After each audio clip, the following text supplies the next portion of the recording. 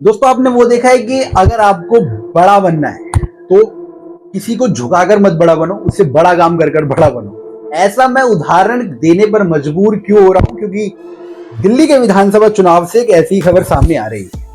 केजरीवाल सरकार 2100 रुपए महिलाओं को देने का जो पर्चा लगातार फाड़ रही थी, उस लकीर को क्रॉस करने के लिए जो राहुल गांधी और राहुल गांधी साहब की कांग्रेस है, उसने दिल्ली की महिलाओं को 3000 रुपए देने की घोषणा कर दी है। अब 2100 3000 यानी कि लकीर जो खिंच गई थी, उससे बड़ा बनने के लिए कांग्रेस ने ये नहीं कहा कि नहीं ये सब नहीं हो सकता, ये सब ऐसी अलग बयान है, अलग थलग बयानबाजी करी जा रही है, नहीं हो सकता। कांग्रेस ने कहा बिल्कुल हो सकता है, हम इससे बेहतर करके दिखाएंगे। कांग्रेस ने 3000 देने की बात कर दी है। इसके साथ ही बिजली का बिल 250 से 300 यूनिट फ्री करने की बात कर दी है। अब केजरीवाल सरकार के जो फ्री की लुभावने वादे हैं, उससे ऊपर डबल ये पार्टियां कर रही हैं। और कांग्रेस को अपना जनाधार क्यों दिल्ली के अंदर दिख रहा है? क्योंकि दिल्ली यूनिवर्सिटी के चुनाव कांग्रेस जीती, पिछले लोकसभा चुनावों में अच्छा खासा वोट बैंक बढ़ा, दिल्ली के अंदर भारत जोड़ो यात्रियों में अपार समर्थन मिला, राहुल गांधी 2024 के भारत के सबसे बड़े राजनेता के तौर पर उभरे। अब ये सब चीजें जब प्लस पॉइंट कांग्रेस को मिल रहे हैं, तो कांग्रेस को लग रहा है कि दिल्ली के अंदर हमारी सरकार तो बन सकती है। बन क्या सकती है, हमारा वोट बैंक बढ़ रहा है, तो कहीं ना कहीं सीटें तो हम बहुत बेहतर तरीके से ले जा सकते हैं। तो कांग्रेस पूरे तरीके से दिल्ली के विधानसभा चुनाव में कूद चुकी है। अब कांग्रेस के सामने अरविंद केजरीवाल की रेवड़ियों की जो लकीर खींची हुई थी, जिसे कांग्रेस पार करने के लिए तुकबंदियां लगा रही थी, सोच रही थी कैसे होगा कि राजनीति में और दिल्ली की राजनीति में हम वापसी करें। वापसी ना करें, हम सरकार बनाएं। तो सरकार बनाने के लिए अब कांग्रेस को कुछ और तो सूझा नहीं। सूझा क्या, उसने कहा कि भाई जो लकीर 1 इंच खींची है, उसे 2 इंच खींच दो, यानी कि इनसे बड़े और वादे कर दो। दिल्ली की जनता को अगर चाहिए तो दिल्ली की जनता को फिर ज्यादा चाहिए। फ्री की जो चीजें अगर मिल रही हैं, फ्री में कुछ मिल रहा है और लोग अगर उसके लिए उतावले हुए पड़े हैं, तो जाहिर सी बात है और ज्यादा मिलेगा तो लोग उसके लिए बेहतर उतावले होंगे। लेकिन ये आम आदमी और कांग्रेस सिर्फ वादे कर रही है। प्रवेश वर्मा साहब तो बहुत आगे निकल गए बीजेपी के, ज्यादा हो गए। तो केजरीवाल सरकार और राहुल गांधी अब दोनों एक दूसरे के वादों पे वादे कर रहे हैं। इससे पहले भी जो कांग्रेस के दिल्ली प्रदेश अध्यक्ष अनिल चौधरी साहब थे, उन्होंने कहा कि केजरीवाल सरकार ने दारू शराब पे जो घोटाला किया, शिक्षा पे जो घोटाला किया, ये तो बहुत कम हुआ, टॉयलेट पर भी घोटाला कर दिया। इतने आरोप कौन लगाता है?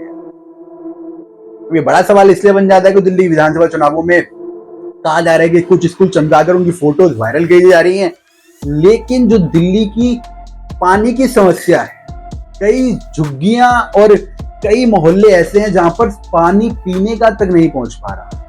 तो ये सवाल इसलिए उठ रहा है कि जिन दिल्ली के स्कूलों को साफ और स्वच्छ बनाकर वहां पर बच्चों के बैठने की और पढ़ने की व्यवस्था कर रहे हैं, तो दिल्ली सरकार उन झुग्गी कॉलोनियों के उनके माता पिता और उन बच्चों को स्वच्छ पानी क्यों नहीं पहुंचा पा रहे? आप भी दिल्ली के किसी क्षेत्र से और पानी की समस्याओं से जूझ रहे हैं तो अपना कमेंट जरूर कर बताइएगा, क्योंकि हम भी जानना चाहते हैं कि दिल्ली की कौन से क्षेत्र में पीने लायक पानी आज भी नहीं है।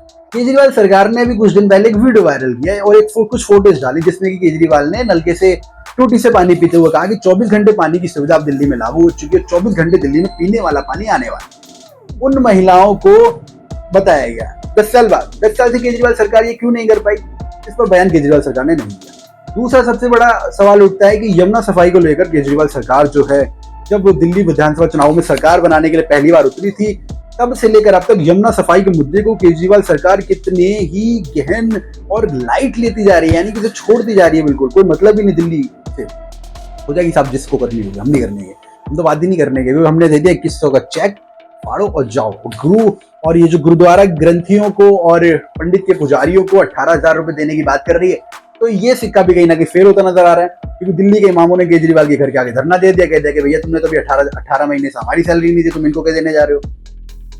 तो गुरुद्वारे के ग्रंथी और पंडित के पुजारियों के मन में सवाल हो रहा है, यार चल क्या यार, पुराना खाता क्लियर नहीं है, नई बैंक अकाउंट खोलने जा रहे हैं। तो बड़ा सवाल इसलिए भी खड़ा होता है। अब अरविंद केजरीवाल को लेकर दिल्ली की जनता में क्या क्या सवाल है? 2 सवाल प्रमुख खड़े होते हैं।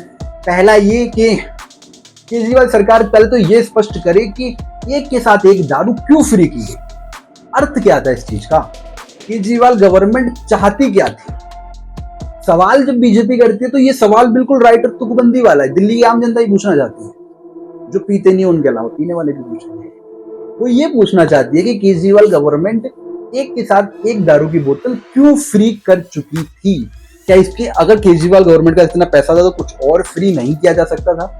दारू और शराब जैसी चीजें जो कई राज्यों के अंदर बैन की जा चुकी हैं, कई राज्यों के अंदर बैन करी जा चुकी हैं, करने वाली हैं, कर नहीं पाते आर्थिक मंदी के कारण, क्योंकि राज्यों का कई प्रतिशत राजस्व जो है यानी कि जो टैक्स वसूला जाता है वो इन्हीं सब चीजों से आता है। तो इसको लेकर कई राज्यों की सरकार तो बंद नहीं कर पाती, लेकिन केजरीवाल सरकार पे इतना पैसा है कि वो एक के साथ एक फ्री दे रही है। क्या दिल्ली का इंफ्रास्ट्रक्चर, क्या दिल्ली के बच्चे, दिल्ली की सरकारी स्कूल की व्यवस्थाएं, अस्पताल की व्यवस्थाएं, दिल्ली में स्वच्छ पानी, दिल्ली की सारी चीजें खत्म हो गई जो आप एक के साथ एक दारू की बोतल फ्री दे रहे थे?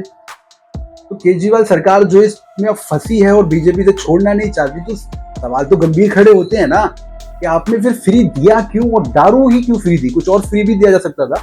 दिल्ली के बच्चों के लिए जिम आप ओपन कर सकते थे, दिल्ली के बच्चों के लिए आप उनको पौष्टिक आहार फ्री दे सकते थे, उनके लिए आप कुछ और चीजें फ्री कर सकते थे। दारू जैसी चीजें क्यों फ्री की गई? एक के साथ एक दूध की बोतल फ्री कर सकते, कुछ भी अलग अलग मायने अब तक है। तो उस वक्त केजरीवाल गवर्नमेंट को इन चीजों पर मुख्य ध्यान क्यों नहीं दिया गया? ये बड़ा सवाल खड़ा होता है।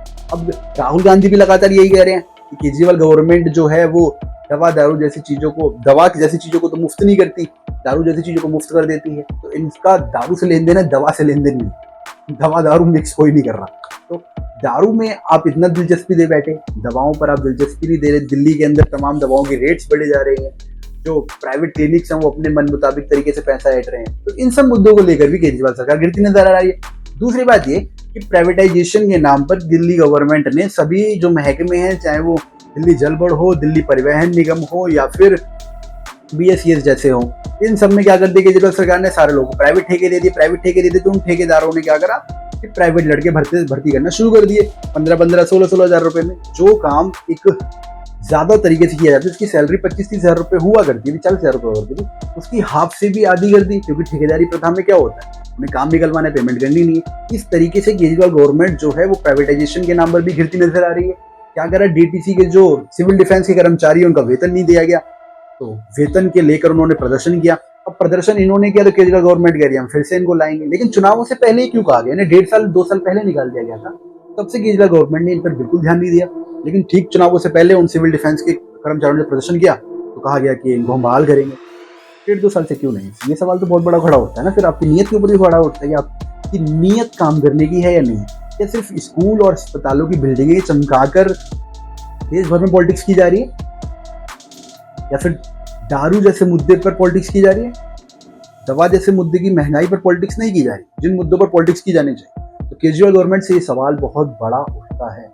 और केजरीवाल गवर्नमेंट के ऊपर जो आरोप लगता है कि केजरीवाल अब धर्म की राजनीति में काफी बढ़ चढ़ कर कूद चुके, क्योंकि गुरुद्वारा, ग्रंथी, पंडित, पुजारी, मौलवी, पेमेंट, इन सब की सैलरियां, ये सब चीजों में केजरीवाल गवर्नमेंट बहुत ज्यादा घुसती आ रही है। क्या केजरीवाल गवर्नमेंट का जितना पैसा है कि वो प्रत्येक मंदिर के पुजारी को 18 हज़ार रुपये दे देगी, या फिर प्रत्येक गुरुद्वारे के ग्रंथी को 18 हज़ार रुपये दे देगी, या फिर प्रत्येक मदरसों के मौलवियों को 18 हज़ार रुपये दे देगी?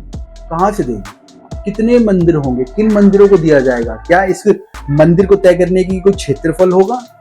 कोई मतलब कितना बड़ा मंदिर होना चाहिए इसके पुजारी को दिया जाएगा? मंदिर तो हर गली में खुले हुए, मंदिर तो नुक्कड़ में भी खुले हुए हैं, ये मदरसे तो हर जगह खुले हुए हैं, गुरुद्वारे बहुत जगह खुले हुए हैं। तो क्या इनको किस आधार पर पेमेंट दिया गया? इसका कोई भी अवलोकन नहीं है। सिर्फ चुनावी एक ऐसा वादा कर दिया गया जो कहीं ना कहीं जनता के माइंड वॉश कर दिया गया।